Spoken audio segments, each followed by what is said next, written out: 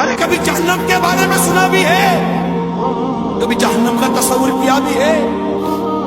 سنو سنو، اگر جہنم کو سوئی کی نوک کے برابر کھول دیا جائے تو اس کی تپش و بدبو سے ساری مخلوق ہلاک ہو جائے۔ اہل جہنم کا جو مشروب پینے کے لیے دیا جائے گا، اہل جہنم کو جو مشروب پینے کے لیے دیا جائے گا وہ اس قدر خطرناک ہے کہ اگر اس کا ایک ڈول دنیا میں بہا دیا جائے تو دنیا کی تمام کھیتیاں برباد ہو جائیں، نہ اناج اگے نہ پھل۔ سوچا جہنم کا تصور کیا؟ جہنم کے سانپ اور بچھو بے حد خوفناک ہیں۔